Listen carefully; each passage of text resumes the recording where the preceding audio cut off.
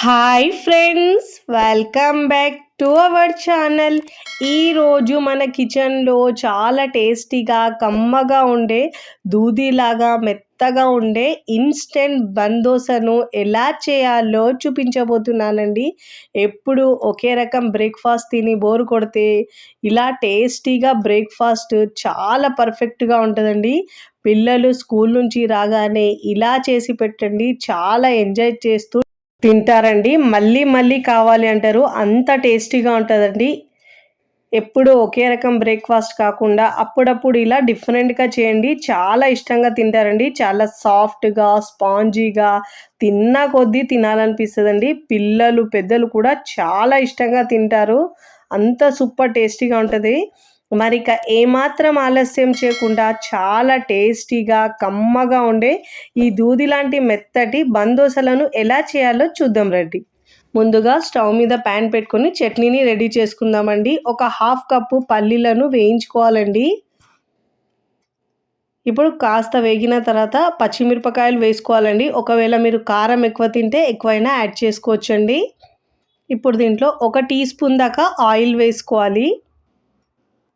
Oil వేసుకున్న తర్వాత ఇలా బాగా ఒకసారి మిక్స్ చేసుకోవాలండి. ఇప్పుడు చట్నీకి టేస్ట్ చాలా బాగా వస్తుందండి. ఒక 8 నుంచి 9 దాకా పుదీనా ఆకుల్ని వేసుకోవాలి. ఇప్పుడు ఒకసారి బాగా మిక్స్ చేసుకోవాలి. ఇక్కడ చట్నీ పప్పు, పుట్నాల పప్పు అంటారు చూడండి, అది 1/2 కప్పు వేసుకోవాలండి. వేసుకొని ఒక 2 నుంచి 3 నిమిషాల పాటు ఇలా ఫ్రై చేసుకోవాలి. ఇప్పుడు దీంట్లో కర్రీ లీవ్స్, కరివేపాకు ఆకులు ఒక 5 నుంచి 6 దాకా వేసుకొని ఇప్పుడు ఇలా బాగా మిక్స్ చేసుకొని స్టవ్ ఆఫ్ చేసుకొని పూర్తిగా చల్లారించుకోవాలి. ఇప్పుడు ఇక్కడ ఒక మిక్సింగ్ బౌల్ తీసుకొని దాంట్లో 1 కప్పు సూజీ, ఉప్మా రవ్వ, బొంబాయి రవ్వ అంటే చూడండి, అది వేసుకోవాలండి. అన్ని కొలతలు 1 కప్పుతో తీసుకోవాలి. అదే కప్పుతో 1/2 కప్పు పెరుగు తీసుకోవాలండి. ఇక్కడ అదే కప్పుతో 1 కప్పు వాటర్ వేసుకుంటున్నానండి. గ్రైండ్ చేసేటప్పుడు చూసుకుంటూ వాటర్ యాడ్ చేసుకోవాలండి.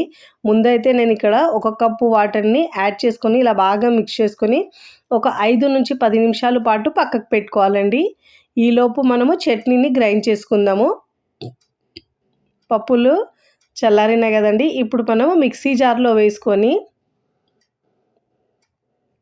ఇప్పుడు దీంట్లో కొద్దిగా వాటర్ యాడ్ చేసుకొని మరీ మెత్తగా కాకుండా కాస్త బరకగా గ్రైండ్ చేసుకోవాలండి. చాలా కమ్మగా టేస్టీగా ఉంటుందండి ఈ చట్నీ. ఏ టిఫిన్లోకైనా కానీ సూపర్ టేస్టీగా ఉంటుందండి. ఇప్పుడు ఇలా గ్రైండ్ చేసుకున్న ఈ చట్నీని ఒక బౌల్లోకి తీసుకోవాలి. ఇప్పుడు ఈ చట్నీకి మనం పోపు పెట్టుకోవాలండి. నార్మల్గా 1 టీ స్పూన్ ఆయిల్, జీలకర్ర, ఆవాలు, ఎండుమిరపకాయలు, కరివేపాకు వేసి పోపు వేసుకోవాలండి. ఏ టిఫిన్లోకైనా సూపర్ టేస్టీగా ఉంటుందండి, చాలా చాలా బాగుంటుంది. ఇప్పుడు ఈ పోపు చట్నీలో వేసుకొని బాగా మిక్స్ చేసుకోవాలి. ఇప్పుడు దీంట్లో రుచికి సరిపోయినంత ఉప్పు వేసుకోవాలండి. ఇప్పుడు ఇలా మిక్స్ చేసుకొని ఈ చట్నీని పక్కకు పెట్టుకొని ఇప్పుడు బ్రేక్ఫాస్ట్ని రెడీ చేసుకుందాము. చూడండి, ఒక 5 నిమిషాల నుంచి 10 నిమిషాలు నానిన ఈ రవ్వను మిక్సీ జార్లో వేసుకోవాలండి. మిక్సీ జార్లో వేసుకొని కొద్దిగా వాటర్ వేసుకొని మెత్తగా గ్రైండ్ చేసుకోవాలండి. ఫస్ట్ టైం నా ఛానల్ చూస్తున్న వాళ్ళు ప్లీజ్ నా ఛానల్ని సబ్స్క్రైబ్ చేసుకోండి, లైక్ చేయండి, పక్కనున్న బెల్ ఐకాన్ని ప్రెస్ చేయండి. ఇలా ప్రెస్ చేయడం వల్ల నేను పెట్టే వీడియో నోటిఫికేషన్ ముందుగా మీ హోమ్ పేజ్కి వస్తాయండి. దీంట్లో వాటర్ వేసుకొని మెత్తగా గ్రైండ్ చేసుకోవాలండి. బ్యాటర్ని మరీ పల్చగా కాకుండా మరీ గట్టి కాకుండా ఇలా వీడియోలో చూపించిన విధంగా గ్రైండ్ చేసుకోవాలండి. ఇప్పుడు గ్రైండ్ చేసుకొని బౌల్లోకి వేసుకోవాలి పిండిని.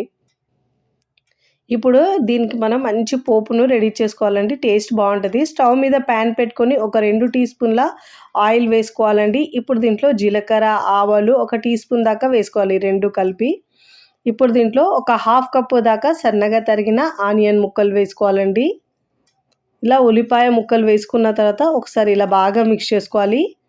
కాస్త సాఫ్ట్గా అయితే సరిపోతుందండి ఆనియన్ అయితే.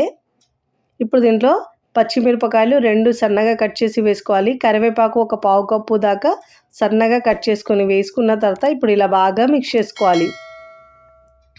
ఇప్పుడు దీంట్లో ఒక 2 క్యారెట్ తీసుకున్నానండి. తీసుకున్న దాన్ని సన్నగా కట్ చేసుకొని ముక్కలుగా వేసుకోవాలి. మీకు ఇష్టం లేకపోయినా స్కిప్ చేసుకోవచ్చండి. ఇప్పుడు ఇలా బాగా మిక్స్ చేసుకున్న తర్వాత దీంట్లో రుచికి సరిపోయినంత ఉప్పు వేసుకోవాలండి. ఎందుకంటే బ్యాటర్‌లో కూడా ఉప్పు వేసాం కాబట్టి ఉప్పు చూసుకొని వేసుకోండి. ఉప్పు, కారం మీ టేస్ట్‌ని బట్టి యాడ్ చేసుకోండి.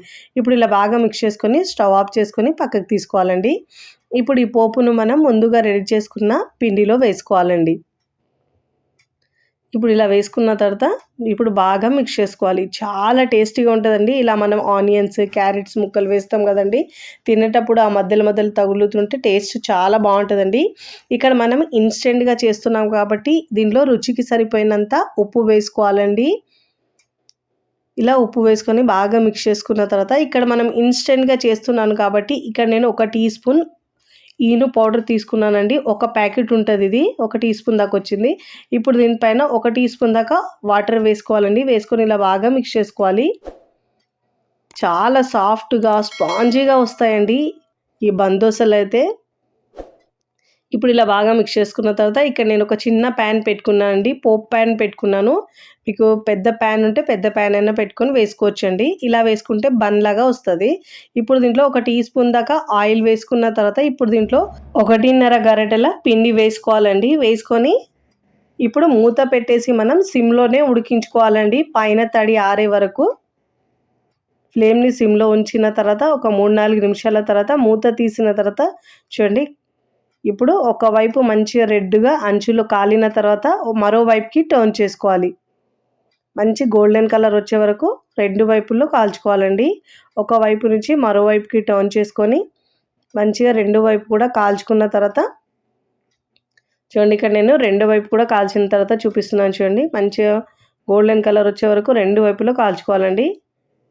ఇలా 2 వైపులో చక్కగా గోల్డెన్ కలర్ వచ్చిన తర్వాత ఇప్పుడు మనం చూడండి ఇలా కాల్చుకున్న తర్వాత ప్లేట్‌లోకి తీసుకోవాలి. చూస్తుంటేనే తినేయాలనిపిస్తదండి. అంత టేస్టీగా ఉంటది.